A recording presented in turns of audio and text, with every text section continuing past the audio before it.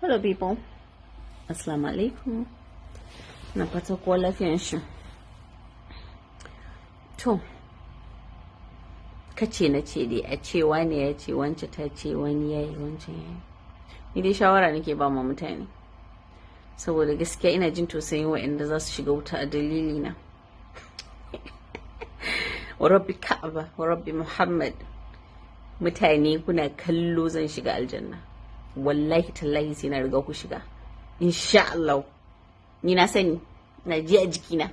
Mu ne za mu wuce yi kamar irin walƙiyan nan. Sai ku ce me wannan? Ya zai Laila ta shiga bayan Laila yar iska, Laila lesbian ne. Sai ka ji whoop an wanke ka da mari. Kalli gabanka. Tafi next level don abanka. Wallahi jama'a, on a serious note, Allah ba wasa ba. Ku daina zama kuna ma mutane kazafi. Ku daina zama kuna shirya abubuwan da kuka sani da baku sani ba ku faɗa. Akwai ranar ƙin dillanci. Ranar na yana nan tafi. Kuma the beauty of these things is the more you talk about us, the more people take interest in knowing who we are. You make us go higher and higher by the day. I'm not even worried. You know me that I have a good heart and I love people.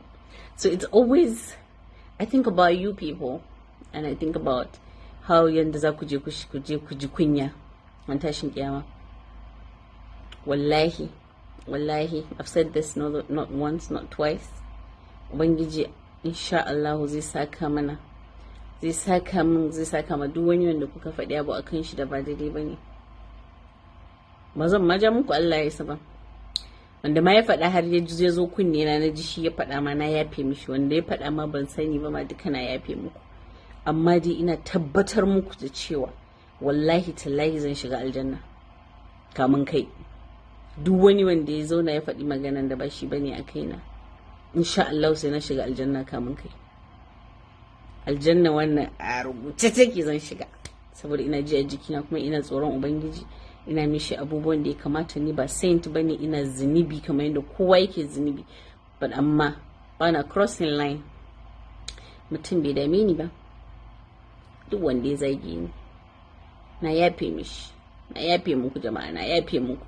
Allah yafe mana baki daya. Amma dai in kun ga na wuce, kar kai magana da zaka sha mari.